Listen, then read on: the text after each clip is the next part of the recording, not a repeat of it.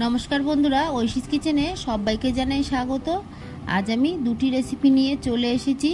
দুটি রেসিপি খুব সাধারণ, তবে এইভাবে বানালে খেতে খুব ভালো লাগে। লোটে মাছ খুব কম মশলা দিয়ে এইভাবে ঝুরি ভাজা করলে দেখবেন এর স্বাদ ভুলতে পারবেন না। আমি প্রথমেই গ্যাসে কড়া বসিয়ে দিয়ে সর্ষের তেল দিয়ে দিলাম। তেলটা গরম হলে একটু হলুদ গুঁড়ো দিয়ে তারপর পেঁয়াজ কুচিটা দিলাম, তাহলে তেলটা গায়ে ছিটকাবে না। দিয়ে দিলাম রসুন, এখানে আছে আরও একটু পেঁয়াজ, রসুন আর কাঁচা লঙ্কা, সবগুলোকে আমি দিয়ে দিলাম। দিয়ে কয়েক মিনিট নেড়ে পেঁয়াজ রসুনটাকে ভেজে নেব।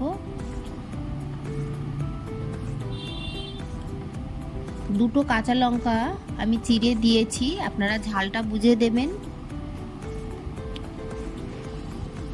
দিয়ে দিলাম অল্প লবণ, দিয়ে আরও একটু নাড়ব। এরপর পেঁয়াজ রসুনটা ভাজা হয়ে গেছে, এরপর দিয়ে দিলাম একটা কুচানো টমেটো। টমেটোটাকে দিয়ে আরও একটু ভেজে নেব। পেঁয়াজ রসুন টমেটো কাঁচা লঙ্কা ভালো করে ভেজে নিয়ে তারপর লোটে মাছটা দেব, তাহলে খেতে ভালো লাগবে। এরপর কেটে রাখা লোটে মাছ দেব।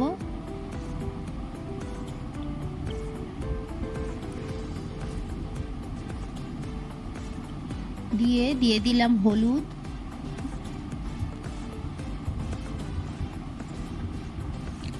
এরপর এর মধ্যে আমি দিয়ে দেব লবণ, দিয়ে ভালো করে নাড়তে থাকবো। লোটে মাছ দিয়ে কিন্তু প্রচুর জল বেরোয়, এই জলটাকে মেরে শুকনো করে নিতে হবে।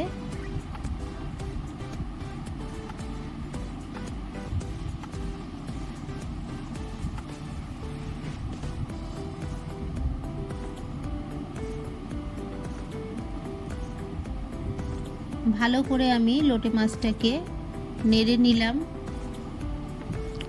এরপর এর মধ্যে হাফ টিস্পুন দিয়ে দেব লাল লঙ্কার গুঁড়ো, দিয়ে ভালো করে নাড়তে থাকবো। দেখুন কতটা জল বেরিয়েছে, এই জলটাকে শুকিয়ে নিতে হবে। বেশ কিছুক্ষণ আমি এইভাবে নেড়ে নিয়ে এর মধ্যে কুচানো ধনেপাতা দিলাম, দিয়ে আরও কিছুক্ষণ আমি নাড়ব। দিয়ে দেব হাফ টিস্পুন গোলমরিচ গুঁড়ো, এটা অবশ্যই দেবেন, গোলমরিচ গুঁড়ো দিলে স্বাদটা কিন্তু দারুণ লাগে। দিয়ে ভালো করে আবারও নাড়তে থাকবো। এরপর দিয়ে দিলাম কাঁচা লঙ্কা, 5টা কাঁচা লঙ্কা আমি গোটায় দিলাম, আরও দুটো দিয়ে দিলাম, গোটা দিয়ে দিলাম, তাহলে যে ঝাল বেশি খায় সে একটু লঙ্কাটাকে মেখে নিয়ে খাবে। বাড়িতে সবাই তো সমান ঝাল খায় না, আর লোটে মাছ ভাজায় একটু ঝাল বেশি কিন্তু ভালো লাগে, তাই আমি কিছুটা গোটা দিয়ে দিলাম।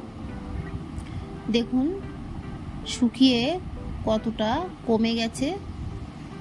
এই সময়ের মধ্যে আমি দিয়ে দেব গরম মশলার গুঁড়ো।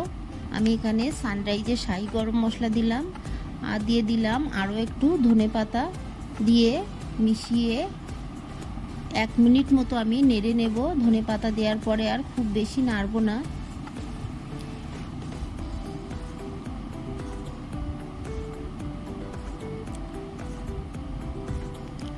আরও একটু ধনেপাতা রয়ে গেছে, এটাকেও আমি দিয়ে দেব।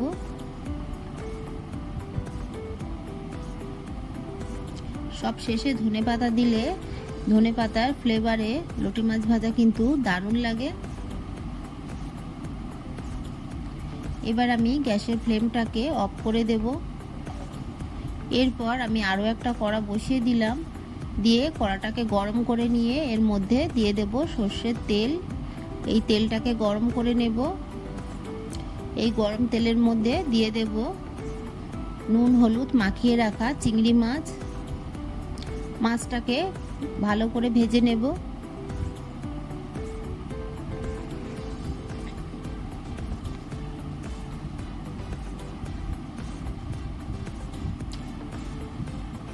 মাছটাকে নেড়ে চেড়ে ভেজে নিয়েছি, এবার তুলে নেব।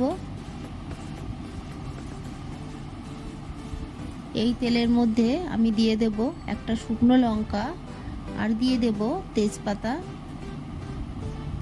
একটু নেড়ে দেব। ফোড়নটা একটু ভাজা হলে দিয়ে দিলাম পাঁচফোড়ন। পাঁচফোড়নটাকে দিয়ে কয়েক সেকেন্ড নেড়ে নেব। খুব বেশি কিন্তু পাঁচফোড়ন ভাজবো না, তাহলে তেতো লাগে খাওয়ার সময়। ফোড়নটা ভাজা হয়ে গেছে, এবার এর মধ্যে দিয়ে দেব কেটে রাখা পুঁইশাক, কুমড়ো, আলু।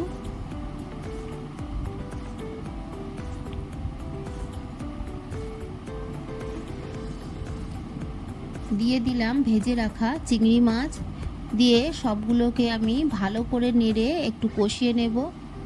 পুঁইশাকের কাঁচা গন্ধ না যাওয়া পর্যন্ত কিন্তু ভালো করে নেড়ে নেব। এর মধ্যে আমি দুটো কাঁচা লঙ্কা দিয়ে দিলাম। বেশ কিছুক্ষণ এইভাবে নেড়ে নিয়ে এরপর এর মধ্যে দিয়ে দেব লবণ, দিয়ে দেব হলুদ গুঁড়ো,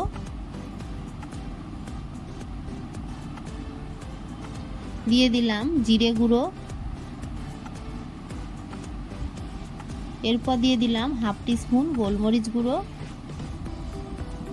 দিয়ে ভালো করে আরও একটু কষিয়ে নেব।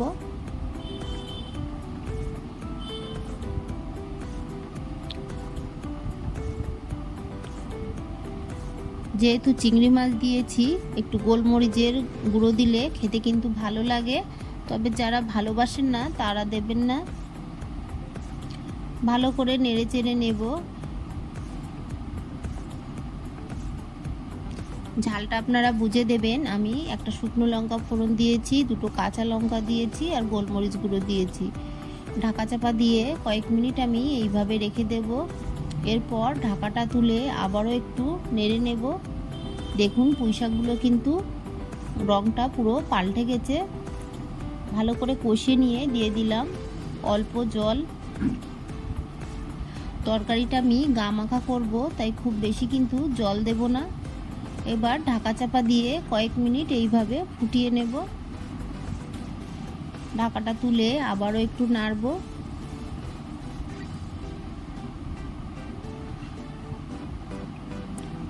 কুমড়োগুলোকে আমি একটু বড় বড় করে কেটেছি, না হলে কুমড়োটা আগে সিদ্ধ হয়ে গিয়ে গলে যায়।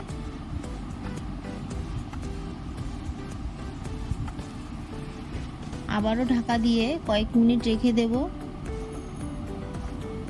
এরপর ঢাকাটা তুলে আবারও একটু নাড়ব।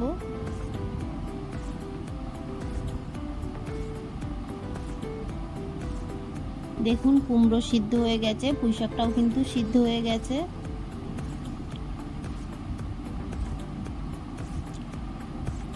এরপর আমি হাফ টিস্পুন এর মধ্যে চিনি দিয়ে দিলাম।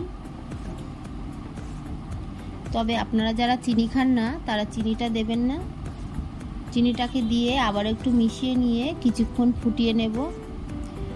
এই রান্নাটায় খুব বেশি মশলা লাগে না, তবে খেতে কিন্তু দারুণ লাগে।